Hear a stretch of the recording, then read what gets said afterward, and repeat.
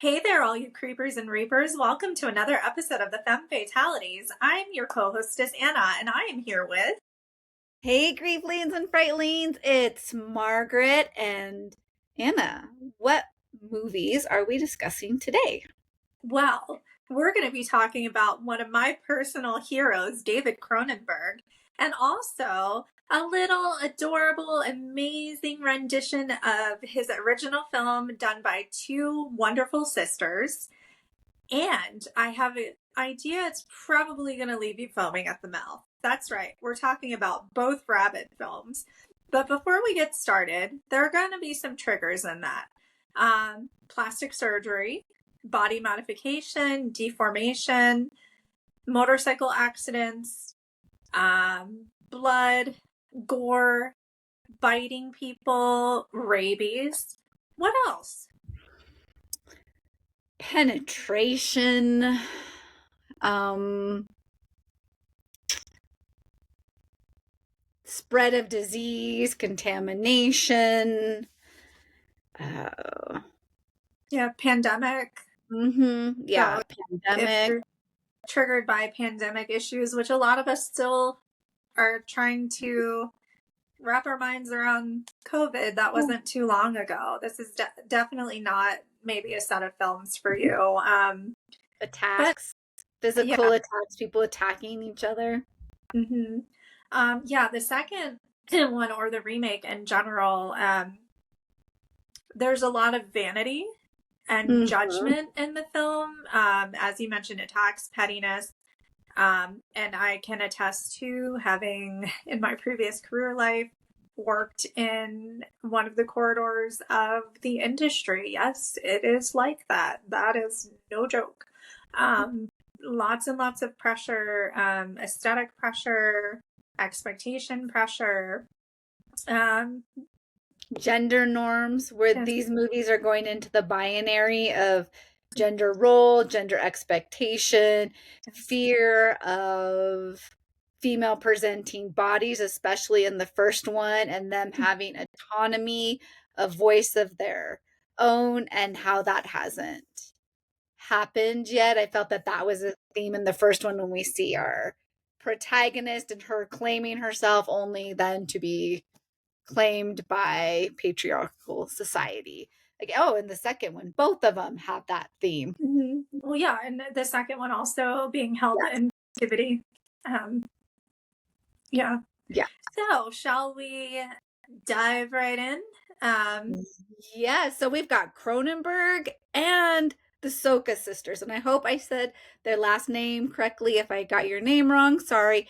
If you're not familiar with the Soka sisters, they did American Mary. That's probably their most famous horror movie to date, cult classic. And Mhm. they are at it again with their remake, or not even a remake, their rendition, their take Yeah. on Cronenberg's 1977 Rabid, which zombie-esque hmm in that people are coming back to life after Oh, death, maybe, or well, no, because they get they've been bit and then they turn infected. like Yeah. a zombie. They get infected hmm and then they start attacking the non-infected. Which is some of the characteristics in both movies that the bit people do end up having. It is very similar to what happens during the transmission of rabies. So, Mhm. I do give both filmmakers credit for that, just because it is definitely supposed to be a form of rabies, and some of the symptoms do mirror rabies. You know, a lot of the time you might see a film and it's like, oh, this disease is similar to this, and there are no similarities at all, and there's nothing really um, respective of it. So definitely credit. I do think it's fascinating though that once they become fully infected, essentially at some point they go comatose and just expire. Um, so there's really not any hope for getting better. And also, traditional cures are not working. Something that really caught my attention was some of the procedures that they had, particularly in the Cronenberg movie. wearing masks, protective gear, isolating. To me, I was just like, holy smokes, like COVID. It Mm-hmm. really made me think about the pandemic quite a bit. Um, but I do enjoy how the films kind of nod to each other, especially the remake, like when she's trying to eat red meat, and the original one where she, attacks the cow. And it's not a violent cow attack. You don't even really know what's happening unless you pay a lot of attention. So, Well, um, Cronenberg, yeah. sorry to jump in. It feels like there's they each have sensual aspects in Yeah. different ways, but even how she approaches the cow is almost like this romantic Mm-hmm. way to like, oh, there's this cow and I'm petting it and Mm-hmm. then she bites it. Yeah. Well, and it kind of reminded me of when you have an animal and the veterinarian seeing it and you're like petting it and comforting it, and then like it gets a Mhm. shot. So I kind of took it as she's trying to distract it from what's going to happen. But I do think that the armpit phallus in Cronenberg's Yeah. was very creative. And when you think about it, an armpit's kind of like a mouth, like it's shaped like a mouth.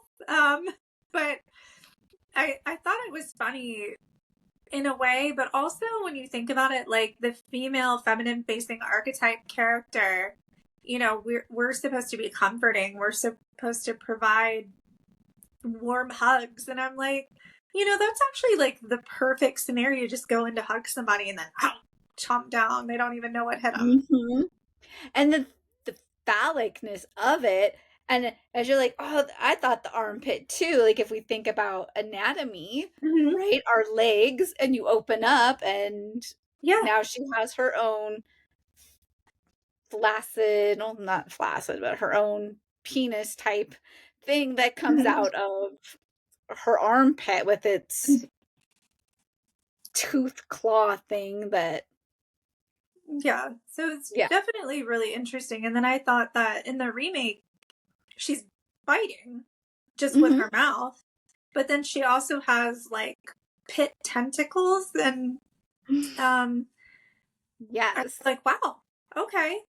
I think that like the characters both though definitely are kind of almost damsels in distress in a sense, but I will say I much prefer our character in the remake because it's more modern. She's more relatable in the sense of, okay, she's in her early to mid 30s. She works in the fashion industry. She had an accident before. She has scars on her face.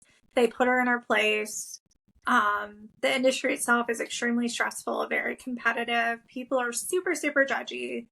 Um, so I think just the type of work pressure makes a lot of sense versus we meet our character in the original and she's just going on a motorcycle ride with her domestic partner. Hmm. So you don't really learn anything about her.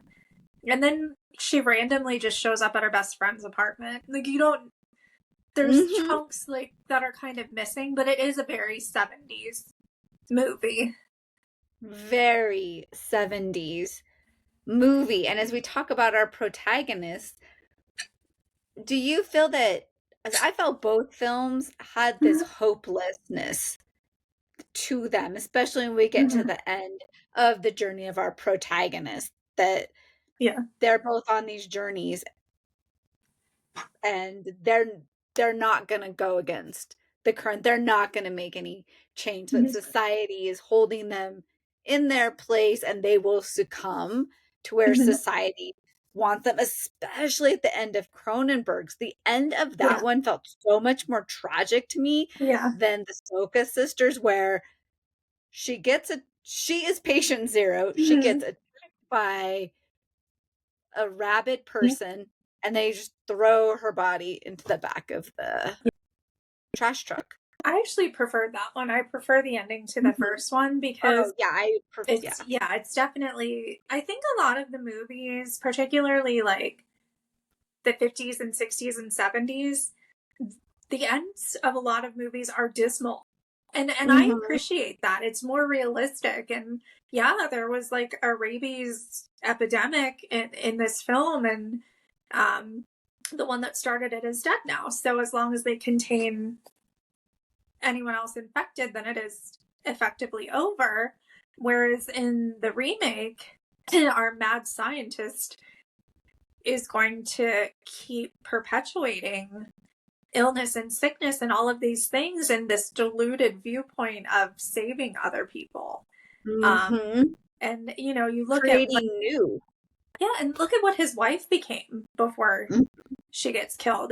He couldn't see that. He could only see his vision of a better world, or whatever it is. And you know, how often do we get so blinded by, you know, these aspirations and these ideas, and just what seems to be the best result for us, that we neglect what's in front of us and to really see how it's affecting others.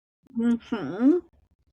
Ooh, yeah. I like that. Like that, how blind he becomes, and Mm-hmm. even how he loses his purpose. Like, she Yeah. has cancer, and you believe that he wants to cure his wife's cancer, Mm-hmm. and then he's like, no, I want to create a new society of better Yeah. humans, and his idea of better humans is Yeah. No. tentacle biting creatures. Yes. Well, and in the first one also, I enjoyed that, you know, plastic surgery was becoming more socially acceptable. People were doing it and talking about it. So the fact that it takes place at this, you know, boutique plastic surgery place, um, I enjoyed that, because even today you don't really see that widely advertised. Like, you know, people go in for a little pokey poke here and lifty there, Mhm. but it's not as advertised as it seems to have been through that film in the 70s. And I actually really enjoyed seeing men at the plastic surgery clinic too. I was like, that's awesome, because once again, that's something that's considered to be more female or feminine facing, is to get an eye lift, or get, you know, a tummy tuck or whatever it is. And it was kind of nice actually in both films to see masculine facing characters getting procedures done. Yes. Would you say the second one touches more on the vanity, whereas Cronenberg's touches more on, like you were saying, the newness Mm-hmm. and more of the secretiveness of, Mm-hmm. there's this boutique thing and you're gonna go away to like this Yeah. retreat, then in the Soka sisters, where we have the TV star who's there. Yeah. And I think too, really Cronenberg's version, it's almost like, you know, plastic surgery, which I am if you're doing it for yourself, I am all for it. I think it is a form of self-care. Just do your research, make sure you have consultations, you feel comfortable with what you're doing, and you take appropriate time to recover, and make sure you follow any sort of aftercare properly. But I think it is Mhm. a form of self care. And the idea that you go away to this spa or boutique, so you're getting pampered, you're getting the medical service, you're getting all of these things in one. I thought that was just a genius presentation and idea in the movie, especially given that it came out, what, 50 years ago? Yes. And it feels like Cronenberg's touches on, like you're saying, like this self-care, like taking care of yourself. Mm-hmm. Would you say that the Soka sisters starts to touch on how now modern medicine, there's this aspect of unattainable, unaffordable, where Cronenberg Mm-hmm. seems more like you do this thing, it's normal, but you're not really sharing it with others. Where the Soka sisters are like, well, you might want to do this thing, but if you don't have the resources, you're Mm-hmm. not doing the thing. Like our protagonist, she's like, I can't afford your Yeah. treatment. Well, and another thing too is that the first film is in Canada. And I Mhm. was watching the second film and thought to myself, this has to be in the United States because of the healthcare. Oh, I did not catch that, like great catch that The expense of one movie healthcare. is where, yeah, and the Mm-hmm. other one. So of course they would be touching on different aspects because one you have healthcare, it's given, and the other one you have to figure out is your Yeah. healthcare gonna Is cover it? it? And we Yeah, know for our protagonist, it's not. it's And not until they give it to her. absolutely. And I thought that was a very clever move for the Mm-hmm. remake because it really talked about society and what happens. And, those are concerns and it's very scary. And if you're in an accident or something happens and you need reconstructive surgery or you have a broken appendage or whatever it is, the first thing that comes to mind to most people is usually not, oh my gosh, I have to take it easy and recover. It's, do I have short term disability? How much money do I have saved? How am I going to do this? How is my family going to survive? Um, if you're part of a couple or a throuple or, some sort of domestic partnership or grouping or agreement and there are pets and or children, then the thoughts are, okay, well, who's going to take care of the kids? Who's going to feed them? Who's going to, walk the dogs? Who's going to take the cat to the vet? Whatever it is, it's not, I need to take care of myself. Yes. And to piggyback that, the Soka sisters one also, we see when the roommate best friend towards the end, Mm-hmm. she can't take care of herself. She's attacked on her way to the runway show. Mm-hmm. She has to show up. People are judging her. You look like shit. What's wrong with you? And the whole time she's just thinking, I have to get to work, essentially. Yeah, So this horrible thing happened to me. I was attacked on my way to work, and I'm still going to show up to absolutely. work. Feels like Yeah. both of them, even our protagonist, where she's like, I have to do this show. This is my Mm-hmm. career. Doesn't matter if I'm sick, doesn't matter what's Mm-hmm. happening in my life. I have to do these things. Absolutely. And I think that is a very United States type mentality. Mm-hmm. Um, Even if we look at our PTO in the US, right? Most people get, if they're lucky, 1 or 2 weeks of vacation and a week of sick leave. Other countries, you get about 6 weeks of vacation. Um, Mm-hmm. so just that in general is a huge difference. And that speaks to the mentality of the workforce. I will say if you're listening to this and you're very dedicated to your job, but you're questioning why that comes before other things, I've not yet seen a tombstone, and I've been to plenty of cemeteries that says, here lies so and so. They worked all the time. So, If anything, yeah. right, in our field, we know Mm-hmm. that people on their deathbed, people dying, people in later years, that will be their regret. I wish I Yeah. hadn't worked so much. I wish I would taken more Mm-hmm. vacation. I wish I would have done these things with my community, with my family, with my friends. So their regret is that they worked too much. So like what Anna said, they're not like, oh, here lies Margaret. She worked 1 billion hours in her lifetime. Mm-hmm. Absolutely. And I do have to say, the original Rabid. So I was watching the movie and I'm like, man, I know this actress from somewhere. So I look at the cast and I realized the actress is Marilyn Chambers. And she was actually like a very well known adult film star, I think in the 80s and 90s. And one of my close guy friends who will remain nameless, you know who you are, and I know you listen to this, was in love with her and her work when we were teenagers. And I was like, that's where I know her from. Oh, wow. Yeah. I was like, man, she looks so familiar. And I was like, oh my God, the poster on said friend's wall. So it was great. I was like, oh, Oh, yeah. But, I think that speaks a lot to how horror can catapult a career. But even now, I feel like horror actresses kind of get pigeonholed into that genre or they have limited other options. So, some things haven't changed quite as much as they maybe wow. need to.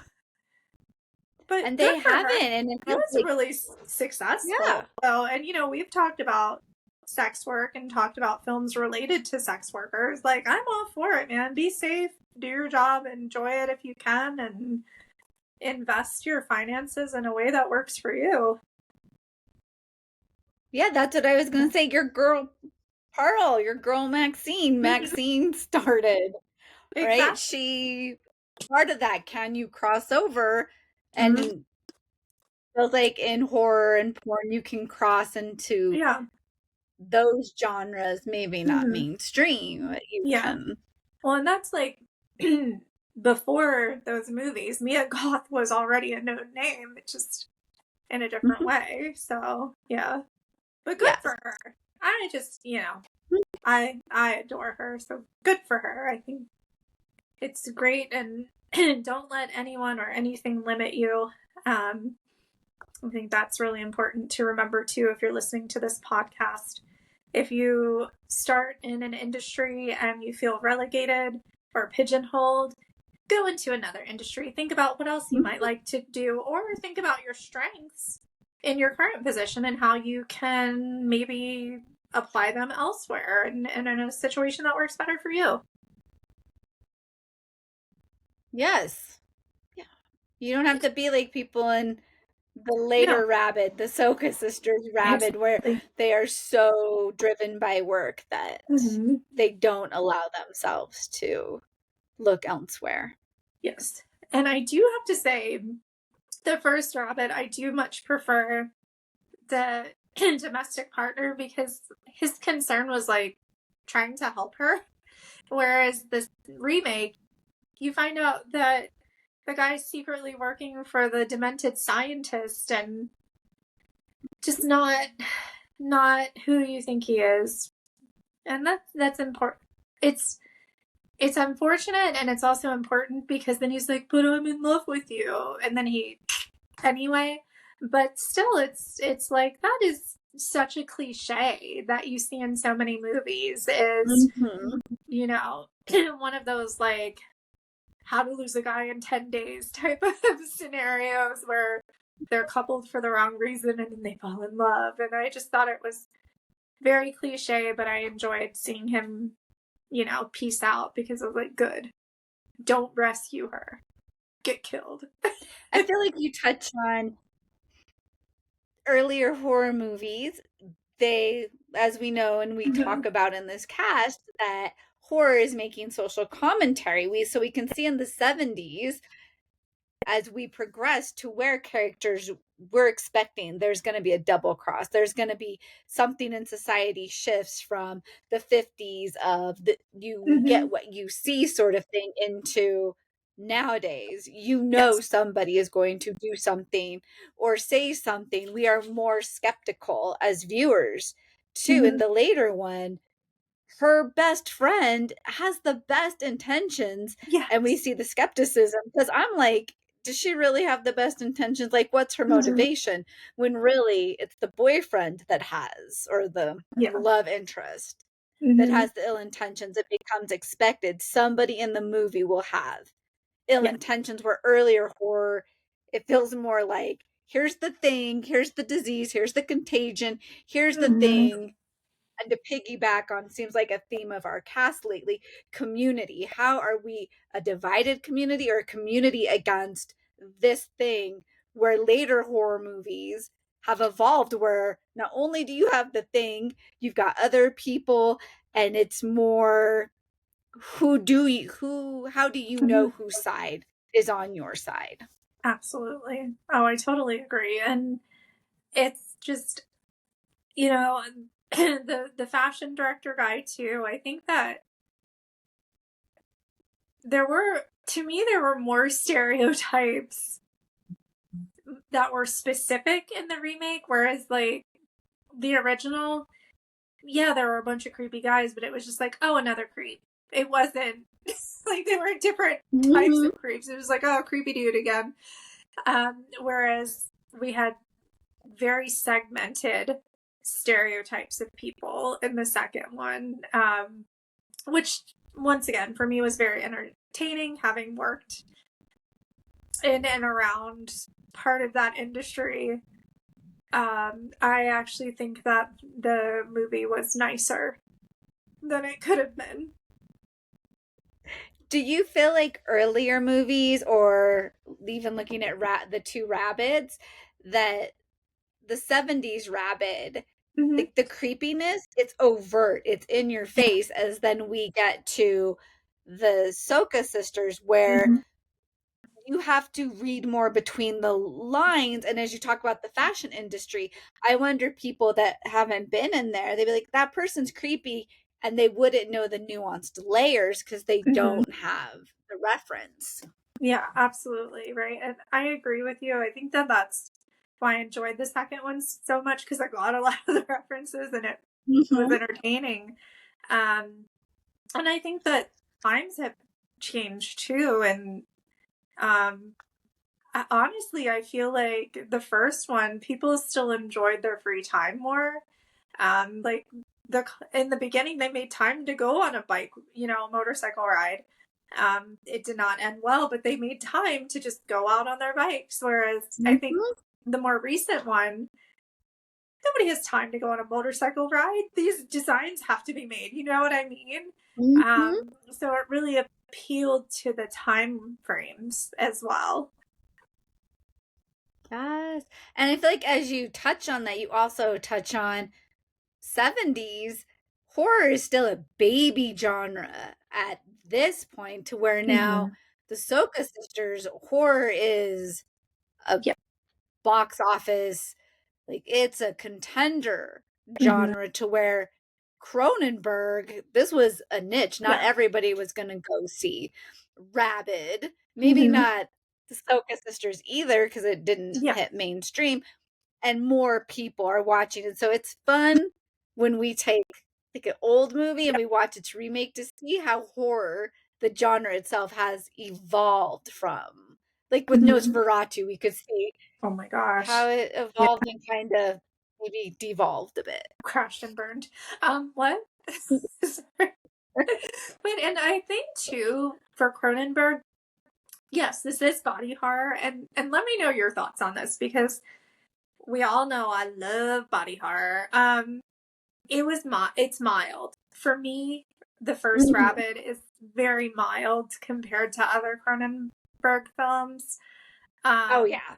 yeah. So if you're looking If for you go something, in expecting yeah, Cronenberg, you're not getting later mm, Cronenberg, you're getting no, early Cronenberg, so yeah, it's yeah. yeah. If this is definitely not like a day in the life of a Cenobite. This is more like, oh, let's try this out and see what happens. I think, He's still finding his voice as yeah. a the horror, the master of body horror, which Mm-hmm. is also fun in people's careers to see. Oh, this is you at your, look Mm-hmm. at like Tom Savini too. Like you look at the Yes. earlier work and then the later work, and you're like, Mm-hmm. oh, it's. Mm-hmm.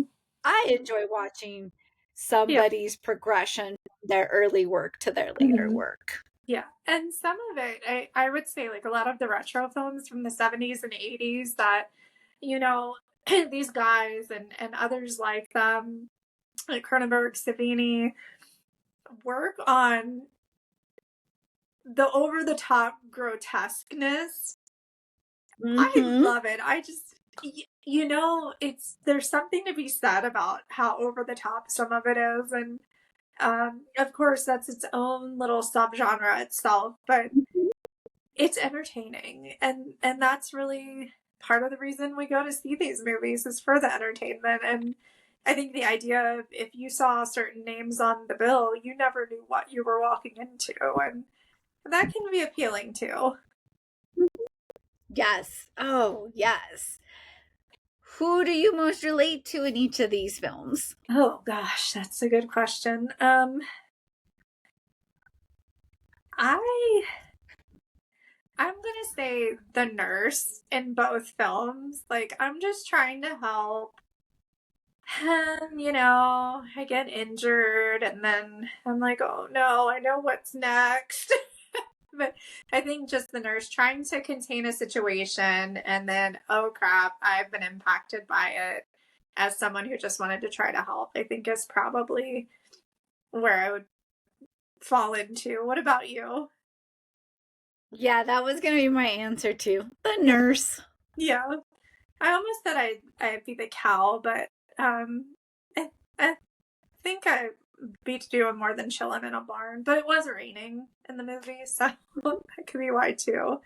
And can we also talk about, like, I felt like the farmer was extra creepy. I just, something about him was just like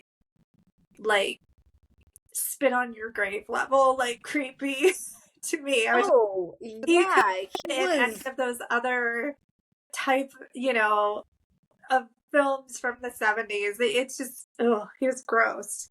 Gross vibe. Yeah, so trigger warning that we missed objectification Mm-hmm. of women and alluding to possible sexual assault. Because when he gets Yes. in there, you're like, if she wasn't rabid at that point, Mm-hmm. he was going to try to Yes. sexually assault her.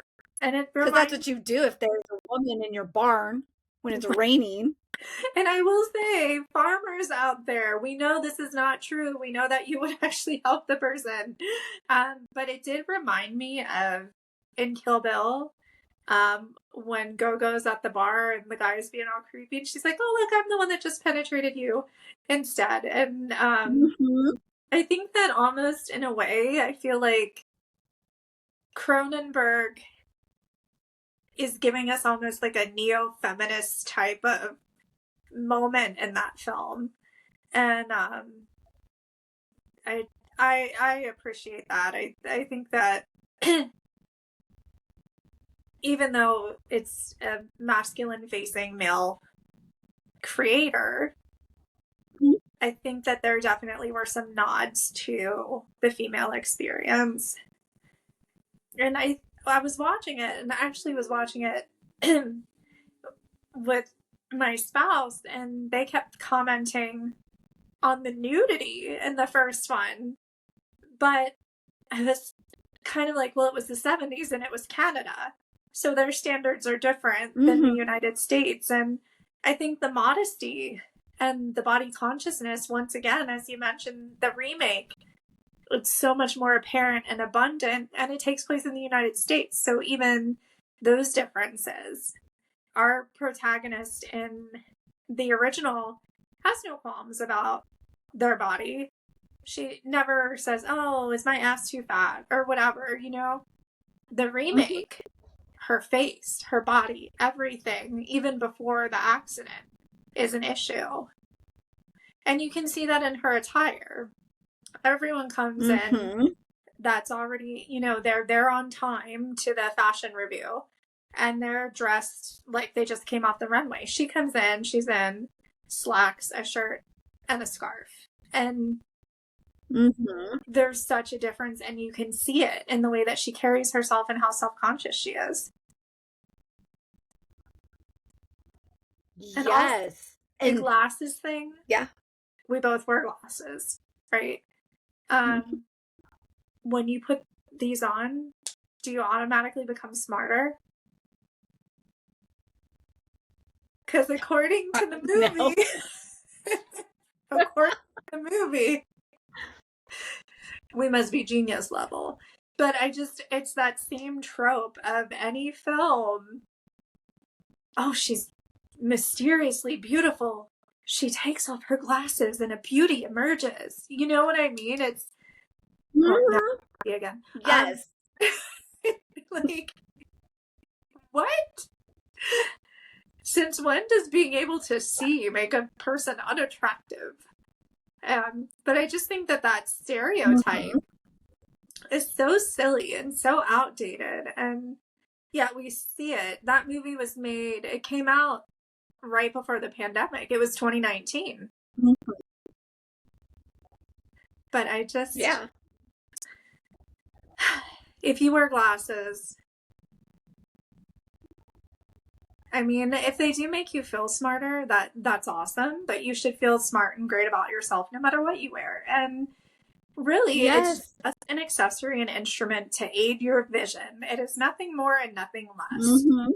So please do not feel self-conscious when movies try to insinuate something else, because that's all glasses really are. Yes. And I feel like you touch on, right, in the Soka Sisters one, they like all these ways people are judged. If you wear glasses, is that an indicator of beauty or ugliness?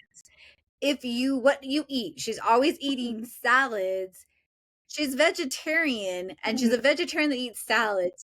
So even the undercurrent there of the judgment of Yes. her body, and so she's eating salads. We don't see her as a vegetarian. It's like, I've got rice and tofu and these Mm-hmm. things.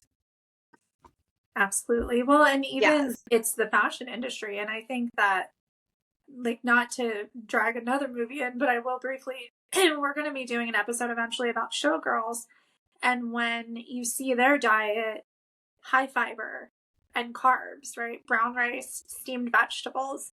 So there's more nutrition and there's more long-term carbs. And you're absolutely right, Margaret. 5 lettuce leaves is not constituting a meal, especially as someone who is a non-meat eater, such as yourself. You know what a proper vegan, Mm-hmm. vegetarian diet needs to consist of.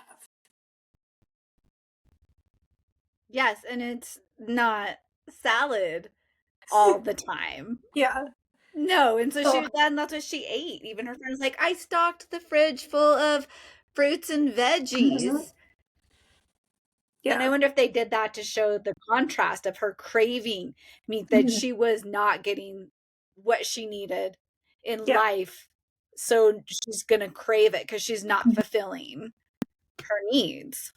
Absolutely. Well, and even when the doctor asks her, "Are you drinking your shakes?" and she's like, "No," and it's like, why not? And it one thing I am curious about, though, the quote unquote protein shakes, if they're synthetic blood or some sort of blood, I guess that's why they're in metal containers, to disguise the metallic taste. Well, he's a mad scientist, so we Yeah. don't know how he's Oh yeah. genetically modified It could be like it. And yeah. Well, you know how they like flavor antibiotics for kids? Like, I think anyone who took amoxicillin as a kid, we all remember the bubblegum flavor. Maybe he did Mhm. that too. Well, there's still the thirst because then it feels Mhm. like we're getting into. You just mentioned this movie, Ethan Hawke, Oh, vampires. Daybreakers. Yes, where Yeah. there's the synthetic blood, and then the Mhm. vampires don't like it because they crave the real thing. And we see Mhm. in the Soka Sisters version that whatever he's giving them or her and others, because he's doing this to others, Yeah. that it's not quenching that thirst for the real Yeah. thing. It's like new Coke versus regular Coke. Hmm. Yeah. Yes. Yes. Well, and So two movies that definitely, yeah, go yeah, ahead. I think they're great. I was going to ask, Mhm. what do you think the dogs at the end of the remake signified? I loved the dogs. I'm glad the dogs didn't get hurt. To me, right, when we think of dogs, they are loyal. Mhm. You get what you get with a dog for the most part. I mean, they all have their own personalities. I kind of took them as being almost like the superior species, that somewhere humans got lost and that he was like wanting to get back to, like, hey, I'm a dog, feed me, Mhm. we'll be friends, we're good, I'm gonna do my thing, you do your thing, and we're still gonna be a community. What did you think? I really like your take on it. For me, I feel like it showed that he, on some level, was still like a caring human being because he has these pets that he's taking care of. I did also like how the dogs were running and they were wild and free and just, Hmm. living their best lives. And then we go and we see our protagonist is imprisoned. Yes. Oh, I love that because you touch on, yes, they're wild and free. something that humans don't have, even if we think we're wild and free. We don't. We have jobs, we have bills, we have relationships, we have all these social binds that keep us. Yeah, we are. We're the only species in this gorgeous planet that has a system, a monetary system that we've invented that aids or dissuades in our survival. Yes. Well, would you rather be one of the dogs or anyone else in either of the films? I'd be a dog. How about you? Me too. Me too. Me too. Yeah. Absolutely. Yes, and That they I were second on my list. I'm like, who do I most relate to? Is it the nurse, the dog? absolutely. Oh my goodness. Well, this was a fascinating little trip down film lane. If you have any retro movies that have been remade that you like, please let us know. It's always fun to kind of compare and contrast them and see the differences, no matter how nuanced or how in your face they are. And until next time, make sure you drink your bruja brew, eat your coffin cookies, and howl at the moon. And don't forget, Like, subscribe, follow, comment. Thank you for watching and listening. until next We'll time. see you next time.